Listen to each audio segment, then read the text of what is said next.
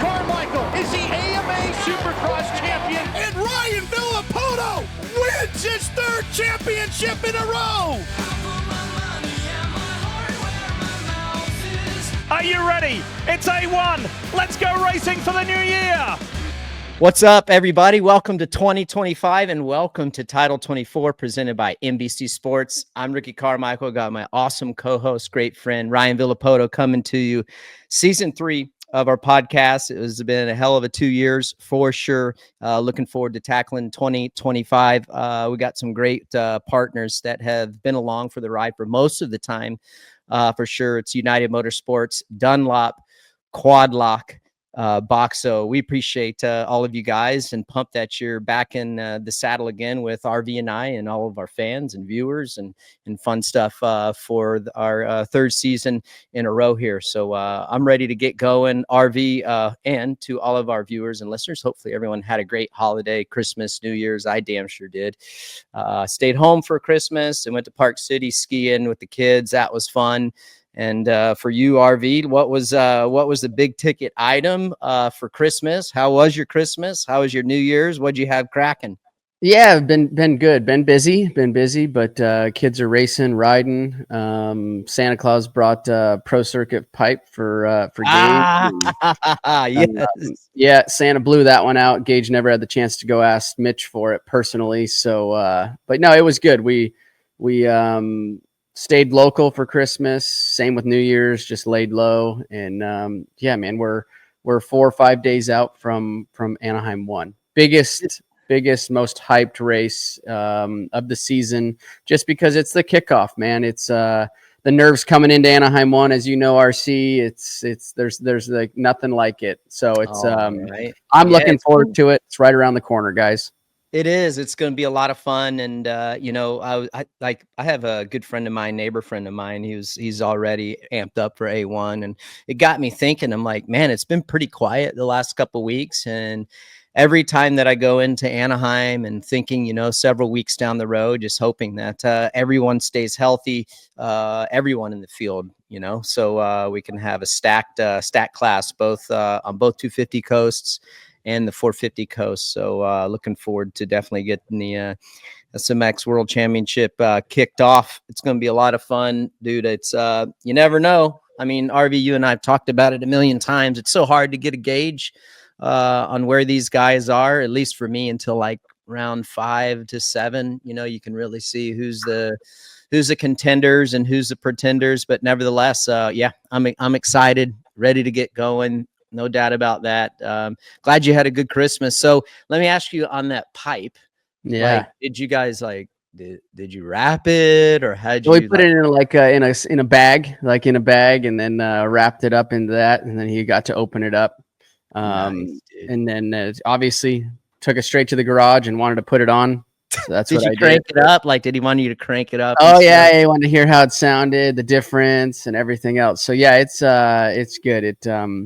You know, we got Texas right around the corner. I'm going to throw him to the Sharks. He's gonna get worked, but you know, nonetheless, if he wants to go and try to do this, we got to show him what he's up against. And look, I have a blast. I have a lot of fun doing it. It's my hobby. So yeah, you know, try to get him the best he can be, both of them. Hey, do you feel like going back, like if you go back in time of your day as an amateur on mini bikes and certainly on my days, I think about this often, like when I was at the mini Olympics in Gainesville, I feel like there's a lot of kids that go really fast on those mini bikes compared to our day. I don't like, for sure, my day. Do you feel the same, like when you go there, like how talented these little guys are? I 100% agree. And I think part of that, just the evolution of it, YouTube being available, these kids able to watch everything. Like RC YouTube wasn't a thing when you were coming up. For me, I didn't even ride a 50. I rode a PW 50 for a quick 6 months, and then went straight to the KX 60 Unishock, same 60 you rode pretty much. Yeah. Yeah. But for you know, you would buy VCR movies essentially that Gary Simmocks or David Bailey stuff. Gary Bailey for me. Yeah. Gary Bailey. Exactly. Yeah. You that was your line of information, right? Back in the day. So the evolution of what these kids are watching, the video games they're playing, it teaches them at such sooner or a younger age. Yeah. So yeah, I think that the 50 kids, if you were to take, and I know that, like I said, the bikes are completely different than 50s that you rode or that I would have been able to ride if I rode them. But yeah, the jumps they're jumping, the speeds they're going, it's just like our 450s compared to your KX 250 when you moved up from 125 class. Like, put your KX 250 up against a current 450. The speed is so much, the bikes are so much better, the bikes are so much faster, and it's kind of that same thing. So the evolution has come a long ways, and it's just trying to, I think for me, I've been thinking about, people have asked me this question recently, and what do you think the difference is of guys like myself or you, or you use guys like example, like Alessi or even AC. I feel like making sure that you don't put such an emphasis on Loretta's, like that's the end all be all. Once we win that, then we can go to the next step. Well, really, I feel like looking back, that's just a stepping stone to the pros. You can't turn pro till you're 16. You can't make money till you're 16, right? So getting through Loretta's in the top 5 position, I think, is better than going and winning and putting so much emphasis as a parent on like, say, Loretta Lynn's, like, because that's not the end all be all. You don't turn pro till you're 16, and you don't line up till Anaheim. That is like the end all be all, right? Like, so taking the magnifying glass and putting it on and say, hey, Loretta's is just a stepping stone.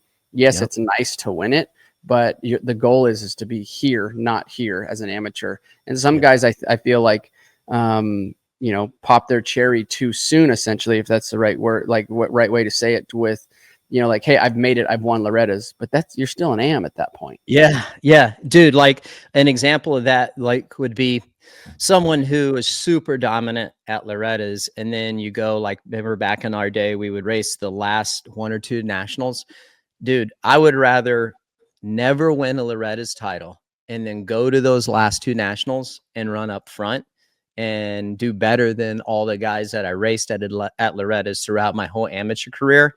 Yeah, you don't build your name quite as well by not winning Loretta's, but if you go to the pro class and you have really good performances right out of the gate, that's better and will have more of an impact than any Loretta Lynn's title or finish, in my opinion, than what you would do if you performed well at your first pro race. 100%, dude. Yep, I agree. Isn't it crazy? It is nuts. Did you know, though, too, they're moving up the pro age limit to where you can turn pro. It's going to be 17 now, which I think I'm for that. I think that it's good. There's some reasons that it needs to change for certain insurance situations, but nevertheless, I think it's a good change. I think that I think the maturity from a 16 to a 18, 17, or even 18, if it goes to 18 in the future, I think that maturity level, and I think it buys them another 2 years. Yeah, from the parent standpoint, you're like, holy cow, we have to go another 2 years as an amateur, but you're more mature. It's not, I think the kids don't feel so rushed to be, hey, we have to be ready at 16. Now it'll be 17. Right. It'll gain them another year. And I think what that'll do is hopefully eliminate some of the call it the injuries too. Like, coming in at 16, you may have a ton of speed, but you're on the ground all the time. Well, at 17, another year, another 12 months down the road, the maturity level comes up. And especially if it goes to 18, then that's 24 months of that you'll get more mature and stronger on the motorcycle, because, like, we'll use Landon Gordon for an example. The Gordons, those are both too little. They're little kids. I'm not going to have big kids. So, they need time. They need time. They need the time, right? So I think it is a good thing. I don't think you necessarily, no, it's got to stay 16, like, it's going to hurt. I don't think it's necessarily going to hurt. I think in the long term, I think it will be better. Yeah, I do too. I'm all for it. Like, an example would be, so imagine you grow out of the 85 and the super mini, right? You're too tall and you're like 13. And then, like you now, or say you're not tall enough and you need those extra years. And so you race your super mini till you're 15, then you hop off of that. Then you can go race the schoolboy and race that for a year. Then you can go do race the intermediate class for a year, then do, pro sport for a year. And then by then, you build that foundation and you'll be ready to rip, rather than, could you imagine racing your super mini till you're 15, 16, then you go race like super mini, or pardon me, what is it, schoolboy, and then go directly to the A. Dude, that's a steep learning curve. It is. Like when I moved up, I rode super minis till I couldn't ride it anymore, and that left me with basically 8 months before Binghamton, my first showing as a professional. I had 8 months on a big bike. Dude, same. Yeah, you and I were on the same trajectory. So we raced Loretta's, and then raced Loretta's on mini bikes, got on big bikes, raced all that amateur season, did Loretta's again, and then boom, was racing at I raced Steel City. You raced the two beforehand, dude. So like that's a very, very quick, and not everybody can make that transition. So I think it will be better in the long run to get these kids more established on the big bike. I think Europe's a lot like that too. They have so many more places, things to go and race as a AM, let's call it. Just like we have the futures and we have the combines, which I think is a very good thing also. Oh, I do. I think that's the future. That's going to be a great opportunity for those guys. All right, let's crack into it, dude. We're going to rip the Band-Aid right off, everybody, for the quad lock question of the week. And our winner is J_Jacob_S. And dude, this person is putting the pressure on you. See it at the bottom if you guys are watching right there. What's RV's Tito's to soda ratio? Is it the same as his kids' gas to oil? Are you 32-1, or are you like 50-1? It depends. Sometimes it's 50-50. Sometimes it could be a high noon as the mixer with a little extra Tito's in it. Yeah, that's right. Currently, I've been laying off of the Tito's, meaning I just haven't had the flavor profile for it lately. So what's the profile like now? You know what? I've been kind of digging these high noons iced tea versions. Yeah, those are good. Those are pretty good, dog. Like, it's like a little bit of a southern sweet tea, raspberry, peach, lemon, and traditional iced tea. So you're making me thirsty, dude. It's noon here. That's right. Yeah. All right. Well, there you go. That's interesting.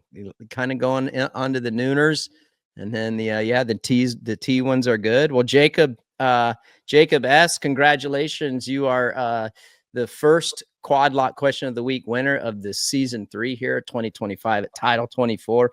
Slide into the DM, we'll get you dialed in, and I rest assured know that you will love the product. Cracking into it. So if you want to know where to watch the race, it's going to be action-packed. SMX on NBC Thursday, 2 p.m. Eastern. SMX Insider with Wygant and Thomas. They will be there. Check them out. That's going to be every Thursday, so you can check them out for the week. Saturday, 2:30 p.m. Eastern. Race Day Live with Justin Brayton and Adam Cianciarulo.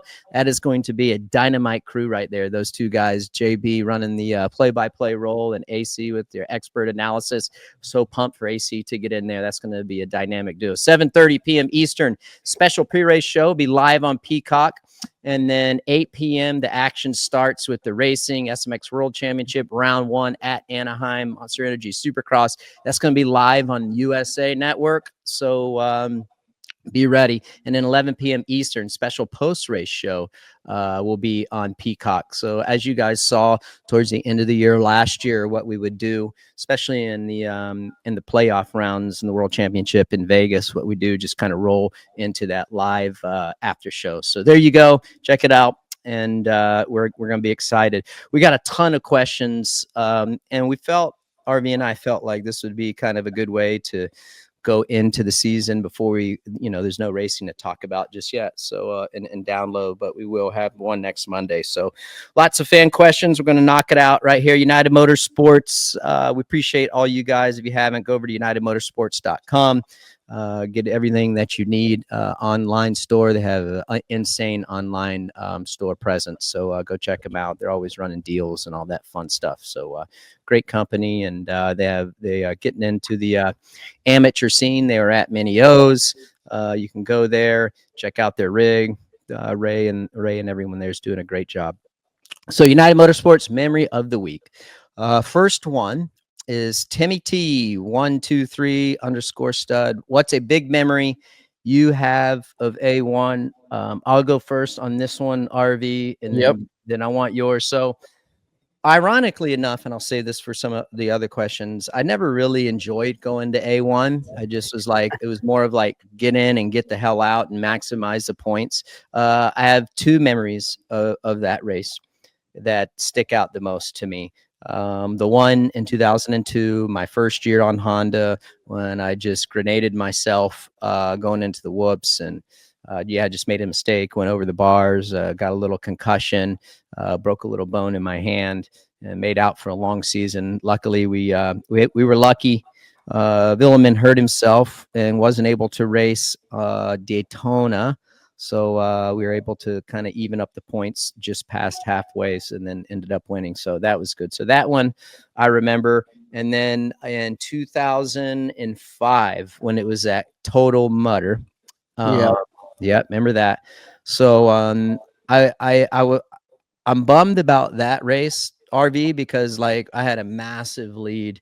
And I just was riding over my head and got cocky and let my ego ruin my night. And that was probably the easiest and best chance I was ever going to have to win Anaheim. And my stupid mistakes, I threw it away, and was just trying too hard. So those are my two memorable moments from A1. What about yours? Yeah, so I think the two that I have is obviously blowing my leg up at St. Louis, then hiring Eldon. Mm-hmm. He didn't know what to do with me at that point. I was still pretty much laid up in bed. And we came into Anaheim 1 not knowing where we were. I think that was 2011.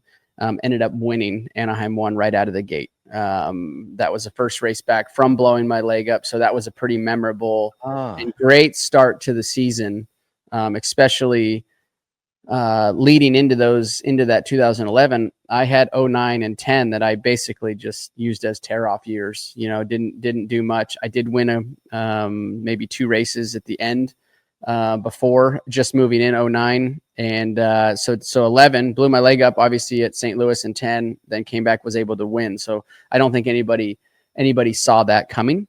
So that was a really good memory of mine by winning. But then also with Anaheim 1, obviously 1 or 2 years into that had been a champion. Maybe I think it was even 2-time champ.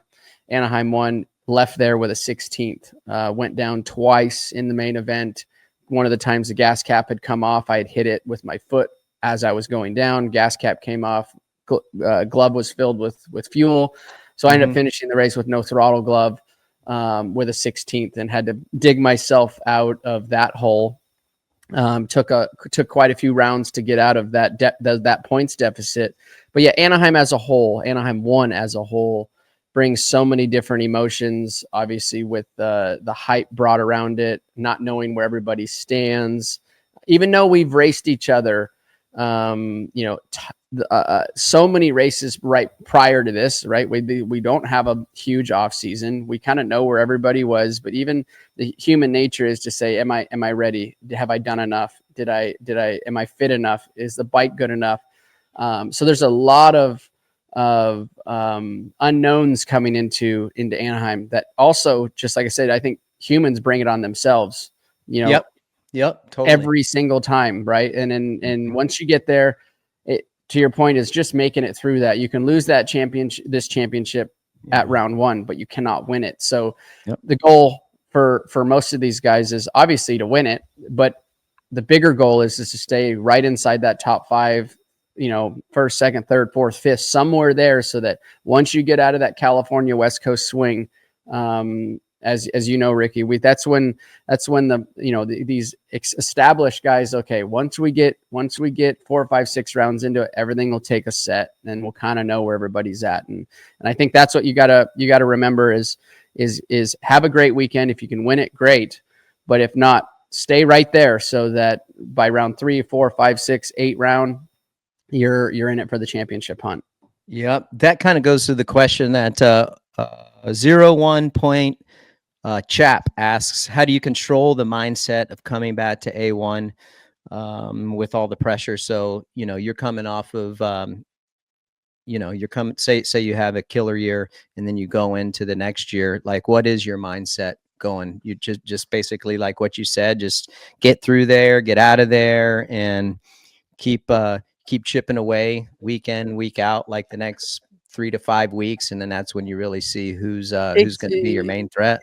Exactly. And I think too, is not to get so wrapped up into what how the bike was. If you did have, say, an off weekend with the motorcycle, it is round 1. As we know, Anaheim 1, when they bring that dirt in, it either sits in there for a little bit. It depends on what kind of weather we've had, because it's an open stadium. Anaheim 1 tends to get a little more ruddy than Anaheim 2. After Anaheim 1, obviously we'll get the monster trucks on there. It becomes a whole different racing surface. Anaheim 2 does compared to Anaheim 1. So, keeping in mind that, yeah, you may have a fire drill on Tuesday, testing where bike was off Monday, but it's the one thing you also have to really remember is you probably weren't riding to your best of the abilities with the stress, with all of the things that Anaheim 1 brings that most Supercrosses don't have after. It's only Anaheim 1. So don't get into a tailspin too bad, right? I think that's one of the biggest things is don't try to go back and reinvent the wheel. We know as racers that our bike is close. Now it might need a couple tweaks here and there, but trying not to get down the rabbit hole after on Monday and be like, hey, we're so far off, I don't know what we're going to do. You still have 17 races left. So just making sure that you don't get down that rabbit hole too far. You just go back, do the due diligence on Tuesday at the test track, and round 2, most of the time is better. Yeah. Hey, next 2 questions I really like. I'm going to take the first one, and you're going to take the second one. You know who the second question is from. You've worked with him a little bit. All right, but the first one, David Huff. Great question, by the way. David asks, lining up at A1 to defend the title, how different is it from lining up to chase one? Will it be easier and difficult for Jett? Okay, so the way that I would look at not necessarily defending like I never tried to defend my title, right? Every single championship that I raced, I lined up and I was chasing that title. I wasn't defending it. I was never in defense mode. I was always chasing. So that's one reason. Like I was never like, oh my gosh, like I have to defend this number 1. I'm like, I need to go get that. Like I had never won it. So that was always my way of facing the championship and facing the title. I never took the defense approach and tried to defend my title. And as for, I think it was easier to chase it than, again, I didn't defend it. So, and then the second part of the question, will it be easier or difficult for Jett?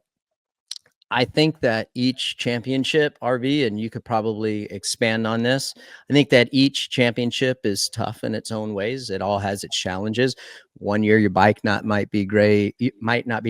One year your challengers, the riders might be tougher. The competition might be tougher. Track conditions might just not gel with your riding style. Each championship has its own little, challenge. It's really bizarre how that works. I've never won a championship and it was kind of the same. I don't know how it was for you. So I think that certain areas it might be easier for Jett because he knows what to expect based off his last couple years and last year, now coming in defending Supercross champ. But then I also think it's going to be harder in areas as well because he's got the target on his back. And I think the other guys have a lot more areas to improve. rather than where Jett has less areas to improve. So everyone else is just going to step their game up a little bit more. So I think in that regard, it's going to be more challenging for Jett. So kind of like double edge right there, like he knows more. He knows how the bike's going to work and react. I guess his bike is a little bit better than last year's, but at the same time, I think everyone else has stepped up. So good question. Were you always trying to defend your championship, or did you go into the season like just chasing the title? Yeah, chasing the title. I mean, obviously, once you win once, right? Everybody is trying to dethrone you, and then you win twice. Like I think first one is kind of like, okay, let's see what happens for championship 2. Like in after that year. Well, once you start stringing like Jett has, he's pretty much every championship that he has competed in, he has won, if not every single one. So I think as human nature, it does start to creep into the back of your head. Like, okay, well, how long can I keep doing this? You got to stop thinking that way. Right. But it's inherently, that's kind of human beings. You start to wonder. And like you said, Jett was at the top of the bar. He set the bar. So all the Eli's, the Chases, and all of those other riders that are going to be gunning for him, they know where the bar is set. Now, Jett either has to raise that bar, or somebody like Eli or Jorge or Chase has to surpass that bar that Jett set last year. So then Jett can now see, okay, they're going faster. It's hard to be the guy that's winning all the time, because there's nothing else to necessarily chase, right? So other than your practice wet mechanic or Dazzy, or yes, improving the motorcycle and pushing the limits to get faster, which we all do. But it's easier when the carrot is dangled in front of you, like it would be for Chase or Eli or any one of those guys that are from second back. I think it's easier when you have that carrot, because you can see where you need to go. Where Jett is essentially in the dark. He just has to keep pushing to get to that next level. But everybody else is doing the same thing. They know where they're going. They know where the bar was set last year. That's right. You're right. All right. So this next one, the producer of SMX and all that fun stuff, Mr. Chris Bond, great guy. Enjoy working with him. So he has a great question, and I want to know from you, RV. Yep. Bondo asks, what advice would you give Jett in how to handle success? There's been a lot of questions about Jett's bitter mentality coming off the season, preview show and other interviews and stuff like that. So if you're his coach, you're Johnny O, what's your approach with Jett? I mean, it's tough, right? I think I saw you kind of deal with that as coming in as a fan favorite, and then going to some stadiums and getting booed for whatever reason. Yep. It's obviously not a great feeling. No. And we saw some of those interviews leading into this 2025 season, a little bit of the unhappiness or the from the fan side of it, from Jett, being not stoked on kind of what he was receiving from the fans. And look, I think as a racer, and as you know, Ricky, and any one of these racers, you're always going to have those keyboard warriors, or those people that sit on the sidelines and can either complain about this or say that. They don't know obviously what these riders are dealing with at this high level of racing. So if I'm his coach, his trainer, his mentor, block it. You got to block it all out and focus on yourself, period. Try to leave no stone unturned during the off season. And, as we know, all of these racers and riders and the trainers that are working with these athletes, like, they only want the best for them. And that's the only thing that you can, hang your hat on, is making sure that you're as prepared as you can be. And if you're going to have some of the haters, that's okay. Right. Like, it's going to happen. Everybody wants the underdog to come up and knock the guy, off the top of the pedestal. Once you get a guy like Jett that has won everything that he has entered from a championship standpoint, eventually you just have fans in general that are going to switch because they may have loved him, and they're going to switch to say, okay, I like Jett. I may not love him anymore. I'd like to see Eli come in and beat him, just from the sheer competitor standpoint of having entertaining TV, which from my standpoint, as a previous and ex-racer and champion, like when you see a guy performing as well as you do and the things that Jett can do on the motorcycle, I look at that just so like that's one of the most impressive parts about him, regardless of what he may say here or there or do or what cars he has or this or that. Like he's being himself, and you're always going to have those haters. So you just try to put the hater blockers on and block them out. There you go. Couldn't have said it any better. That's right. I've always said this, I think, from anybody like Jett and how popular he is. I think Hayden's going to be in the same boat. Myself personally, I think their biggest challenge is going to be managing the outside noise. Go to the races, do just what you said, that, you go out, you worry about you, and you perform at the level that you know how to worry about, put the hater blockers on and roll on, dude.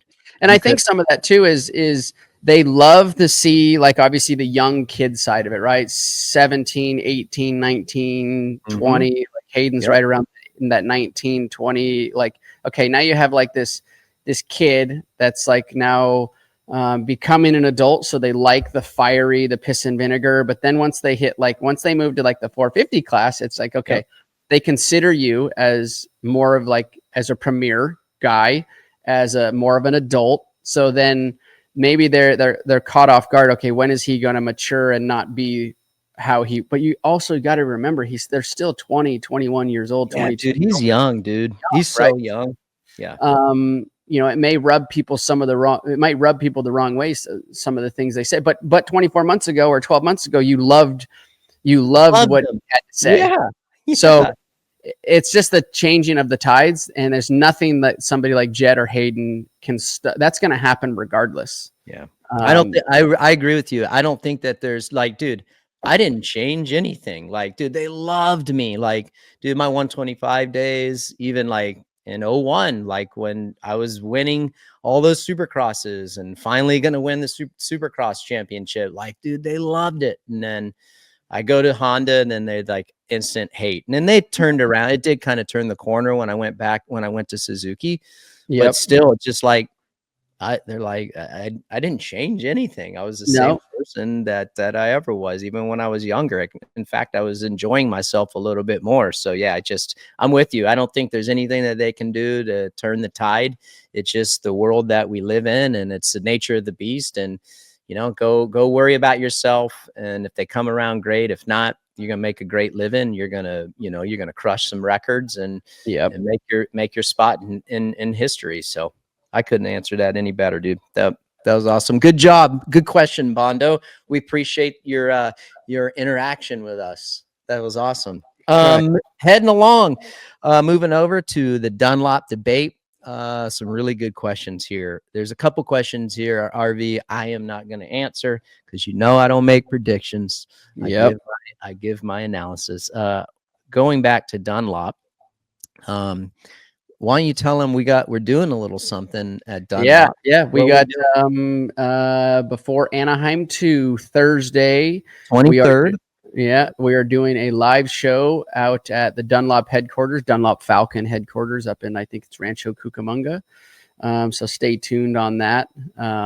If there's any listeners, that's right. Yeah, if there's any listeners that are going to be in town for Anaheim 2 Thursday, up there in Rancho Cucamonga at the headquarters of Dunlop and Falcon, we are doing a live show. We did it our very first time last year here in Costa Mesa. Great turnout, great response. So we're going to go ahead and do that again with the guys over at Dunlop, big sponsors of Title 24 and myself and URC, and great people to work for or work with, and they've given up their space. There's space for us to come in. So hope to see everybody there that wants to join us. It should That's be good. right. We're gonna have some details for you guys. We'll give you all the information here on the podcast, probably on Monday, and then obviously through Title 24 Instagram. So we'll keep you all abreast of that. That's going to be a lot of fun. Again, like RV said, dude, last year the live show was epic. Had a lot of fun. The fan turnout was unreal, and it was a success. So we're doing it again. And it'll be like what RV said at Dunlop Falcon headquarters there in Rancho. I've never been there. Have you been there? I have never been in the building. I've been there to pick up some tires from my truck from Falcon, but I kind of know where it's at. Yeah, it should be a cool evening for us. All right, Dunlop debate question. Cody Nash, 24, Supercross champion. You taking Jett Lawrence or the field? Well, if I'm a betting man, it's hard to bet against Jett, obviously with his previous track record, but I'm going to, and like I said, starting the show, it's been quiet. It's been a quiet lead up. You can bet now. You really can bet. That's right. You can bet on SMX. So 450. So are you betting for Jett? So what I was going to say is it's been a quiet lead up to this 25 season, from video standpoints, from the fans being able to look inside of who's looking good, just for, like I said, from Vital, from Swap, from Racer X and things like that. Typically, I feel like there's a little bit more on Vital MX itself. It's a pretty quiet chat board right now. But I am really excited to see where Eli lines up. From what I've seen from the overseas races and a little bit that I've seen on the gram of him and Haiden riding together, Eli is looking really, really, really good, I think. So that being said, can't take anything away from Jett. I still think he's going to be the top dog to dethrone. But I'm hoping that we have those two really battling it out in this SMX 2025 season. And I think that's what we're going to get. I just have a feeling, and I guess I'm a fan from the Eli standpoint right now of, as we know, it's his last season. He's quite a bit older than Jett, but he's still firing on all cylinders. And I think that he's made some improvements coming into this 2025 season. And like I said, Jett set the bar. Eli knew where he needed to go, and I think he has bridged that gap. Hey, Cody Everett, 27, has an awesome question. Cody asks, what would RV or RC do if they were Eli Tomac trying to get the title from Jett Lawrence? What would you do if you're yourself? How are you? How are you? I think you got to take the race wins that you can win for sure, right? Like there's gonna be weekends that you can knock him, you can dethrone him, and you got to take those when you can win them. And the races that, I guess it'd be kind of like you racing James or me racing James or me racing Chad, is take the wins when you can get them. For sure, you got to get the wins. You got to have, 4, 5, 6 wins on a season. Yep. And the ones that Jett may be a little bit better or quicker or have a leg up on you, pressure, got to get second. Pressure.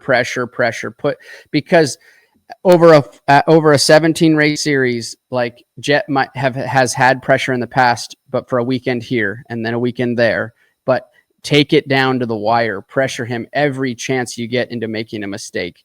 And if you can win races and finish second or third every time, and you guys are swapping out, because now we're talking about swapping 3 points here, 2 points there. It keeps that championship points race super close. And once you get to Daytona and past Daytona, if the points are close like that, it inherently brings another level of stress. And I think from Eli's standpoint, if he can win some races and just dog Jett every weekend, I think that is where he needs to be to force him into making a small mistake. Everybody listening to what RV says right now, That is, you are so spot on. There's nothing anyone else could ever say, in my opinion, that's going to. And once you get him to make one or two of those mistakes, I think then you're not necessarily, you got him on the run essentially, right? Like he knows. You got him thinking. You have him thinking. Thinking, yes. Yep. That dude. Exactly right. Take the wins when you can get. Very similar, like you said, for you when you're racing Stu or Chad, or for me when I was racing Chad in 03, or even like Stu later on in my career. When the wins are there, you have to win. And then if you can't win, you got to pressure them. I mean, dog them. And you have to be second. You know what I mean? Like you can't win and then get seventh. You can't win and then get fourth. Like you got to win. And then the nights you don't win, you at least got to be right behind the guy. Yep. Because then you get him on his heels, because then he knows he can't slip. You know, so it's like once that happens, just like RV was saying, RV, then the dynamic changes. So you're like, oh, I have to perform even if I don't win, because this dude's gonna get at least second. Now, I do think it is harder to get second, these days. For sure. In my day, it's much harder now. So I don't know what that's like. So I think that would be the biggest challenge, but exactly what you said, RV, is you got to win. And then the nights that you're not, you have to be dogging them every single weekend. And if you don't, you're not going to beat them. And the longer that season plays itself out, the pressure will start building. If you can keep those point swings 3 to 5 on a weekend where you're making 2 or 3 or 5, and vice versa. If you're only losing 2 or 3, now those points, I dealt with it with Dunge. Like we would go down, we would start Anaheim 1 and by Vegas Supercross, we were still, and yeah, sure, there was some years where I had a big points gap and won, 3 or 4 or 5 races early, but there was other years that those were the tough ones. You have to be there every single weekend, and you can't afford one little mistake. That's what starts creeping into your head, because one little tip over or one little issue here or there, you're giving up 3 points. Kellum 113 asks, Ricky, what do you think about Coop saying he could take you in your prime? He said it on the SMX preview show. Make sure you check it out. It's on the Motorsports and NBC's YouTube page. If you want to watch it, that was a killer show. Everyone did a great job putting that together. How they did it this year, the interviews, the riders, was well done. Very, very nice job. Kellum, I don't care what Coop says. I like Coop. He gives me a hard time always, and we banter back and forth with text messages and stuff like that. And I think he would have been a lot like Chad Reed, like not always the fastest guy, but strong and consistent and knows where to position himself. And he's just kind of got that dog in him, so he does. But I am gonna step in and say that Supercross potentially, but my boy there outdoors, no. I don't think you got nothing from my guy. I'm just saying. No, I would. I ain't trying to toot my horn, but I think I could. I think I could get the best of him. And now, just saying. I'm just saying. Not an outdoor. I saw the guy running the other day. I always tease him, so he doesn't live too far. Like we live pretty close together, and I was driving down the roads probably like 2 weeks ago, and I was with my son. I'm like, oh look, there's Coop, and I always tease him. He's like, dude, he is not a runner, right? So I'm like, dude, one thing is for sure. You need some practice at running. I'm right there in that same boat. Are you? I was, dude. I suck at running. There is nothing natural about it. I enjoy it, but I am not very efficient. All right, no. I'm putting you on it. Brian _Barbado. What can Chase Sexton get done this year with this team's budget? Do we think wondering with all the reorg going on at KTM and budgets, how is that going to affect him? I think this is a contract year. Everybody keep that in mind. This is a contract year for him, I believe. So you've been in these situations before, RV. What do you think overall with Chase? I mean, you think it's going to be a problem? You think that with what's been going down with KTM is going to affect his on-track performance, or do you think he's going to be good? What do you think? That's track talks are going to be like. What do you think? That's the mental side of this game is yes, we hear all this noise. I mean, from a fan or from the outsider looking in, he's obviously rides for that team. I think that potentially could have he may have an issue with that. And I think where the issue will stem from is obviously if he has more little issues, say with the motorcycle, if he's not feeling and they're chasing their tail a little bit, are they going to be able to move as quickly as they have in the past? KTM's been notorious for being able to make very quick moves and fix little issues here and there with the motorcycle in the past. Now with budget cuts and obviously the debacle that they are in from the financial standpoint, yes, is that going to creep into him? It very well could. Now he's got to stop that, right? He's got to stop that thought process of everything that's going on inside of that organization, and they're still going racing. My question is, or what I see potentially happening is, unless he just found something, found speed and found consistency, going back to Eli, I think Eli has stepped up his game. So I don't think it's Chase chasing Jett anymore. I think Chase is also going to have to deal with Jett. He's going to have to deal with Eli. Where's Hunter fall into this game also? So I feel like, because you got to think, Eli's better. I know he's better. From what I've seen, he's much better than what we saw him at the last 3 SMXs, coming off of obviously his Achilles and then his thumb.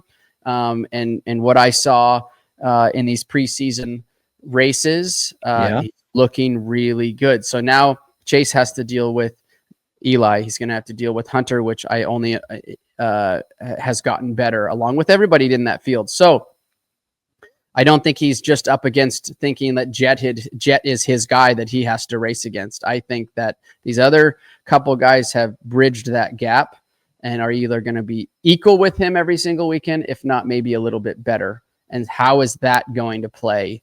Because he's not only just racing and looking at the top step, which was Jett. He's going to have to deal with Eli. He's going to have to deal with Hunter. He's going to have to deal with whoever else has stepped up that. So looking at that, yeah, there's a lot of things that he's going to have to deal with. I hope he's that third guy that has stepped up to the bar that Jett left last year. And we have 3 or 4 of these guys battling it out all the way to the last round. But yes, I think he's the most vulnerable one, in my opinion. Yeah. Just from past series is in, Honda, his issues and little mistakes and pushing the front there, and then KTM coming here, and obviously we heard his where he was unhappy with the motorcycle or some races in the past of last year. You can't have that race in Jett. You can't have that race in Eli. And even if you have it, you need to overcome it. I think that, I think it will be less challenging for Chase if he comes out and he has a good showing and he's comfortable on that bike early on. If he's not comfortable and he's not where he needs to be, which I don't know, maybe he is. He was talking pretty high on the bike, and he's pretty comfortable based on where he was this time last year, is what he told us at media days. So if he's in a good spot, that's certainly going to be helpful, because I feel like if he's behind the 8 ball, or the bike is, he won't be, if the bike isn't performing how he needs it to perform, then he's probably going to lose points. And it's going to be so hard to make those points up. Like you've talked about, how do you beat Jett and how do you beat a guy like Eli when they're just knocking down solid top 3 finishes all the time? It's like impossible to make those points up when those guys are doing so well. So I don't know. I think if it starts out good, I think he can maintain it. I don't think that with everything going on with KTM that it's necessarily, their financial struggles. I don't think it's going to really show its face on the track. I don't believe it will. I think there's other things where they could cut and trim the fat to where they can still perform at a high level, at a winning level. So I'm interested. Yeah, I think that'll be the deal. If it doesn't go good, then contract talks. Where's he going to go? Like there's just so many things like that can be a distraction. Although one thing I admire about Chase Sexton is he never gives up. You know what I mean? So it'd be interesting to see, but I think it'll be, he'll be good for sure. You can never count him out. He never gives up. But like every year, it's going to be challenging, especially with, contract year coming up and racing some of the best guys ever. Like you talked about, I think Eli's going to be great. One reason that I think Eli's going to be good because of everything that you mentioned, and it's his last year, so it's like, hey, I can go out and, I have no pressure. This is my swan song, and it's just easier to give it that extra effort. You're that last season, at least it was for me. So hoping the same. It's going to be interesting, no doubt. But dude, there's a lot of guys like AP was doing well at the end. What's Anderson going to be like? What's Prado going to be like? I had my own question for you. And then after this, we'll switch over to the 250s real quick, because we've gotten a little long here. So, what would be a good season for you for Prado, like as far as Supercross goes? What should be his goal, like realistic goal? I mean, if I'm his trainer, mentor, his guy, I'd be looking for 5th through 8th every single weekend and staying off the ground. His strength is going to be in outdoors, as we know. He's most familiar with that. He's on a new team, new bike, completely different chassis from a steel frame to an aluminum frame. So staying off the ground, number one, gaining and building the knowledge for Supercross, also how our racers race, how we do practice. I have time spent in Europe and here. The way they approach things are definitely completely different than we do. So getting through Supercross 5th through 8th, if he gets on the box once or twice or 3 times, like that's even better, right? But 5th through 8th every weekend, and learn and build on that, and then come out swinging in outdoors. Outdoors is going to be his strength, like I said. So he needs to make it there without being banged up, so that he can show what he's capable of in outdoors on something that he's way more familiar with. I think if he can do that, that will set up his 450 career very nicely. But if he can't make it through Supercross, and he's crashing a lot and he's getting banged up and he doesn't come into outdoors 100% healthy, or he's timid because of issues in the past of Supercross, I think that's where you see it can be a slippery slope when it comes into that. So for me, 5th through 8th, I think if I'm the team manager over at Cowie, that would be a hell of a start for your 450 career in Supercross. We saw him last year come out. I think he did 3 rounds, and he was right around that 8th through 10th spot. So I think he impressed me last year, but now he's obviously here. He's got to test. He's got to ride way more Supercross than he ever has, and he kind of understands it a bit more.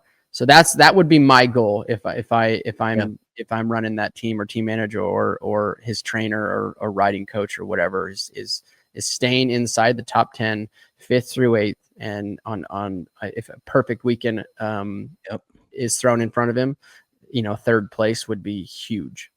Yep, I agree. That is exactly 5th to 8th. That's great. And then, like you said, the biggest thing, making every race, doing all of the laps. You'll gain so much experience rather than, if you're running 5th and 4th is a distance off in front of you, you try too hard, you whack yourself, and then you're taking 3 or 4 weeks off, then you don't learn. So yep, at 100%. Well said. Moving on, dude. 250. I was stoked. I'm sure you were stoked when Haiden announced that on his socials that he was running West Coast. I think that's epic, dude. I think for the sport, I think that, coming in, Anaheim, there's always so much hype. You talked about it at the top of the show. It's here. It's this weekend. And to have, someone as polarizing as Jett and Haiden opening and kicking the season off, I think it's epic. I think it's awesome. It totally is, and it's tough. Like, I'm gonna be honest. Like, I think that one thing that Haiden has going for him is obviously he's a West Coast guy. Grew up here out in Temecula, so he's gonna have a massive amount of fans out here.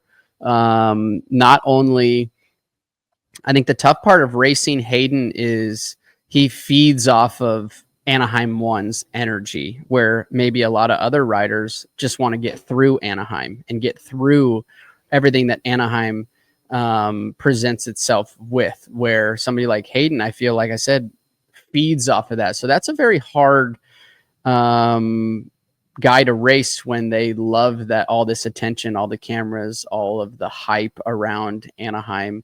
So I think that, yeah, he's going to come out swinging. Now that doesn't mean that some of that hype and some of that everything that Anaheim brings could infiltrate some of his program and become too overwhelming. I don't see that happening. I think he's going to feed off of it, and I think he's going to be very, very quick. But as everybody knows on this show, that I am a Haiden fan, but I'm also a big Levi fan. We're not 100% sure exactly what coast everybody is confirmed on. But do you know of anything? Like, I mean, it's like, what's kitchen? Last I talked to Mitch he goes, in the past, I've signed these riders up. I've put them in positions to ride. Okay, you're riding west, you're riding east. And a week leading in, somebody goes down and gets banged up, and then he's got to swap it around. So I was at the shop for a Christmas party 2 weeks ago, or right before Christmas or whatever it was. And at that point, he didn't tell me this is who's riding west, this is who's riding east. He didn't know at that point. I'm sure he knew. He obviously knew what the plan was, is if everybody stays off the ground, here's what I'm going to throw in as my entry list. But we were 2 or 3 weeks out at that point. And obviously he's had some bad luck in the past with riders going down very, very closely to the opener of this season. So that's the information that I have.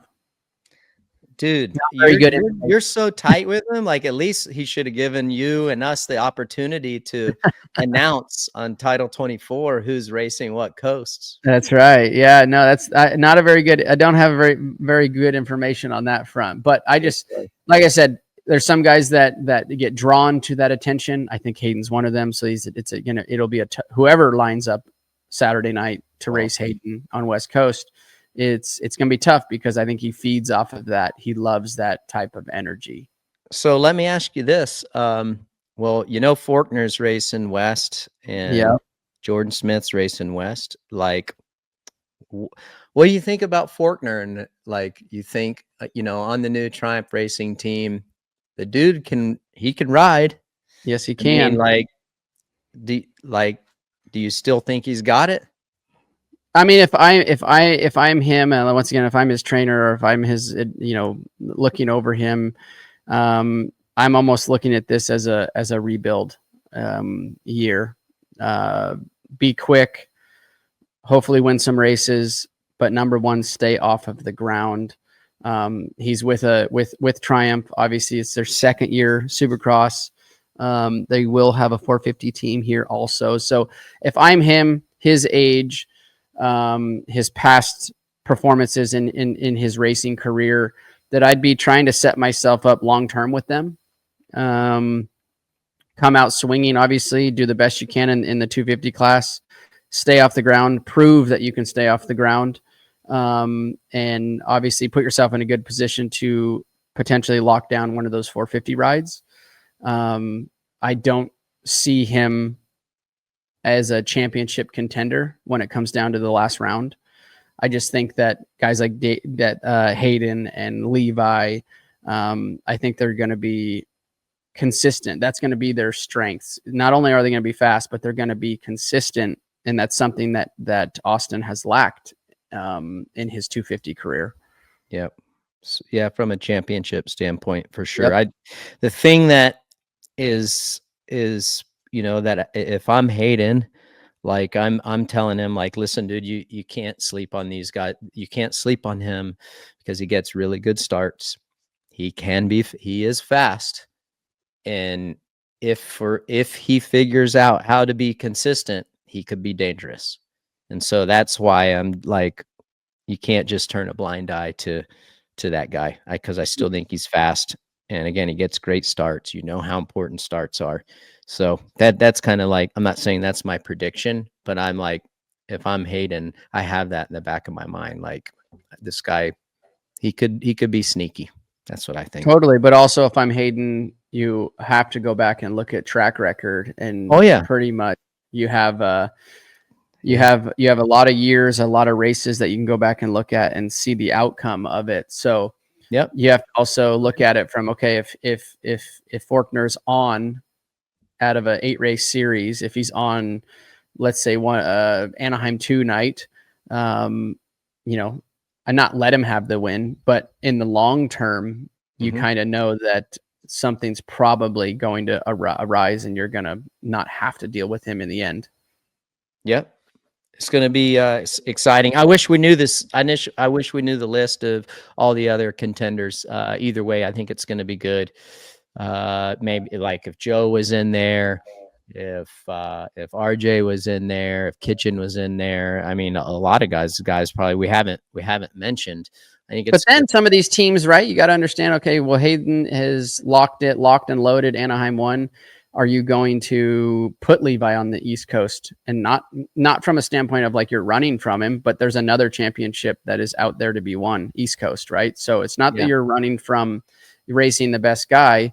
You're setting yourself up from a business standpoint, looking at it from a championship, from a revenue standpoint, from a career standpoint. If you can get a championship in the 250 class, how that sets you up for the 450 class. So it's gonna be interesting where the 250 class ends up with the East and the West, and who decides to ride East and West for that reason alone. Because it's a huge feather in your cap to get a 250 championship, right? And then to move into that 450 position, because any one of these guys, if you have a 250 championship to your name and you're consistent, and you can pretty much guarantee that's another $500,000 on your salary when you move to 450.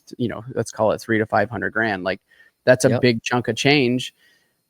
Being able to have that lights champ or that 250 championship, that feather in your cap, it's a big deal, East or West, when you move out of this class. Yep. Hey, Boxo breakdown. Check it out, boxousa.com. You're all kitted up. They got some good stuff. Oh yeah. So, they're awesome. So check them out online. They got some really good tools. Got everything you need, and the foam inserts on the toolboxes, making sure all your stuff is nice and organized when you load it up. Things isn't flying everywhere. Good stuff. Boxo breakdown. Jamian I.J. Hewis 96. Will this year's tracks make for better racing with them having more 180-degree turns? I haven't looked at all the tracks yet this year, so I don't know. So have you seen any of the tracks? I've seen a few of them, and the track questions are always tough, because it always, how is it built? Where'd the dirt come? Did it rain previously? When the dirt was outside before it gets brought in? Was it frozen before it gets brought in?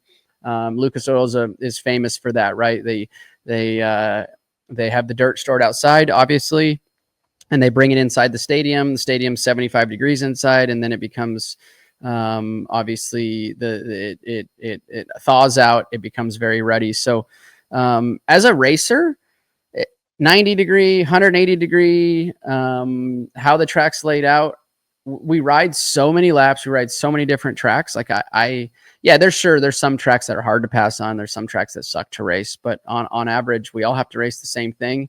You adapt. The quickest one that can adapt to these tracks and figure out the quick lines around them and can read that the soil, if it's going to get hard in the evening. Phoenix, for example, starts off wet and slippery in practice, and then They groom it after third practice, track super bitchin', and then by the night show, it's blue groove, right? So I think that's the beauty of our racing is it's ever changing, and making good decisions on bike setup, tire selections, and how these riders can push the limit when the track changes. I think the soil too definitely helps, whether it's 90, if there's 90 degrees, 180 degree corners. I typically like 180-degree corners a little bit more. I think it serves better racing, but also don't forget about just how important that the soil is. That can help, add multiple lines, rather than hard and slippery. I think it kind of gets less multi-groove racing when it's hard and slippery. So anyhow, yeah, I'm with you though. That's a tough one, like as far as the track questions, because it's so subjective, right? Like it is. Mm-hmm. So J Stare ET. I like this question. How do you prepare your mind for the brutal 9-month schedule? Like, how did you what? Dude, it's It's a lot. I don't know if you prepare, obviously. I think that once Anaheim 1 rolls around, you get that hype that we've been talking about, getting that you get through Anaheim 1.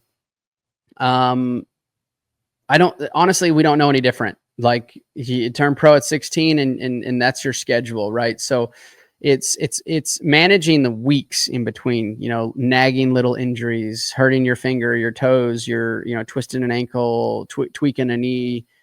Those are the things that I think that can drain you or run you down, right? It's the travel, the racing every Saturday. But like I said, once we leave the West Coast swing, we get into a rhythm, we get into a routine where Saturdays are almost the easy days for us. Yeah. There's less training. Obviously, as we all know, the boot camps leading into this, riding 4 days a week. Now these racers are gonna drop to 2 days a week, 2 to 3 days a week. Then we have a travel day. They race Saturday, fly home Sunday. So I think that's also one thing that the racers are looking forward to, is a little less workload. Now the workload ramps up obviously with the racing side, but the mental side of racing, especially in the 450 class, 17 rounds in 18 weekends, is a lot of racing. So, but I don't want to say we're bred for it, but essentially like we're bred for it, right? Like, yes, it becomes tough. It becomes long. But it's the only thing we know. Yeah. You're right. It is. It's like, you just have these goals. Like for RV and I, like we were very similar in our game plans and stuff. So we had these markers of where we needed to be, and we're focused on winning the championships. And dude, before you know it, the 9 months has flown by, and then you're rolling into the next season. So there really was no, like for me, there was no magic secrets of how did I do this? How did I do this? You're so engaged, mentally engaged in the preparation. Okay, well, what do I do next weekend? Or what do I do for the motocross season? Okay, what do I got to do to maintain this points gap to win the Supercross Championship? And what do I got to do? Like, there's always something there when you're a champion style racer. There's always something there to occupy your time and your mind, and something to look forward to. So it's as far as the mindset, it's going out and winning and doing what you got to do, and taking it to each championship one at a time. And I think too, being able to compartmentalize. I think very, very high level athletes and the guys that do it well can compartmentalize a lot of their season, a lot of their racing and days in general, right? Having a bad weekend or having a bad Saturday night doesn't mean we're going to have a bad week or next weekend, right? Like, I think the good guys are able to, and good teams, that's where the teams come in, and your trainers and the people that are overseeing your program, that's their job. They're supposed to think about 6 weeks, 8 weeks, think about where are we going to be when outdoors rolls around. If you're the athlete thinking about 3 weeks in the future, thinking about how am I going to feel, or what do I need to do for my training, Mid Supercross for outdoors. That's their job. That is the people you have around you to focus on, and you're just supposed to focus on day by day by day by day. I think that's what I was really good at. I think RC, you were good at that, is just compartmentalizing and not letting the either the negative weekend or bike issue or whatever start every weekend with a fresh mindset and compartmentalize it. Because if you start getting down that rabbit hole of like, okay, well, I'm starting off Anaheim 1 and now we're at Fire Drill Monday, and what's it going to look like at Anaheim 2? Well, no.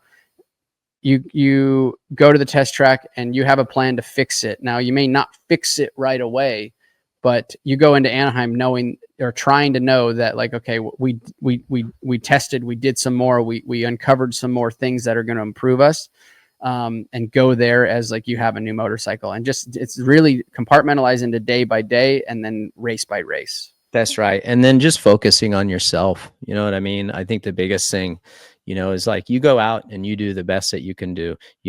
You're racing everyone, but all you can do is control what you are doing properly. You can't control how fast your competitors are going to go or not going to go.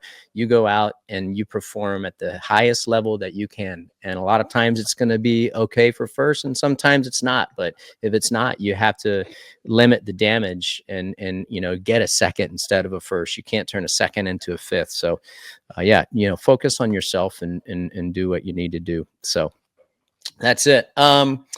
Lewis 450 wanted to know when the SMX playoff venues are going to be announced. That's going to be announced on Friday. Probably they're going to do it at the press conference, but nevertheless, hey, quick little Dakar rally update. Aaron, roll it. So Lee Diffie's Australian buddy, Chucky, Daniel Sanders, is putting it to these guys. He's won all of the stages. He's got a 12-minute and 36-second lead over the American Skylar Howes. And then the reigning rally world champ, Ross Branch, is in third. And our friend that we had on the show, Ricky Brabeck, he's the reigning Dakar champ. He's in fifth. He smashed his pipe in this. It was like a dual stage. Stage 2 was there. They had to sleep in tents overnight. Gnarly. So gnarly. Isn't it crazy? So anyhow, if you guys haven't checked it out, go 8 p.m. Eastern on NBC Sports Now channel on Peacock. I watched it the other night. There you go, right there. 8 p.m. Eastern on the NBC Sports Now channel. 1 hour daily program, just kind of gives the overview. These guys it's unbelievable. It's an incredible race. So that's it. Hey, that's a different right there. Title 24 promo code for Boxo. If you want to get anything, 10% off discount. Title 24 is the promo code, so check that out. RV, I will see you out there on Thursday, brother. That's right. I'm looking forward to it, man. It's right around the corner. A lot of hype around it, like we've been talking about, and it's always a good time of year as everybody, has been on a little hiatus and we haven't seen each other or people, and it comes around. Anaheim brings out all walks of life, and I'm looking forward to it. I'm going to bring the boys and find myself a suite, and I'm going to watch some racing. I love it. Well, everybody, thanks for tuning in. All the support. Season 3 is on us now. Excited for it. You guys know where to check us out. We're on all the podcast applications, so you can listen to us there. But if you want to watch us, we're on Peacock on demand there, and then Motorsports on NBC's YouTube page as well. Thanks to our great sponsors, United Motorsports, Quad Lock, Boxo, and Dunlop. You guys are awesome. Thank you very much. RV, killer job today on the pod. It was a lot of fun to get back in the saddle. Aaron, great stuff behind the scenes. Hector, thank you. JH, not sure you had a few things on the side there, but nevertheless, we're going to talk some racing next Monday, y'all. It's going to be a lot of fun. RV and I can't wait to break it down, and we will see you guys then. Thank you very much.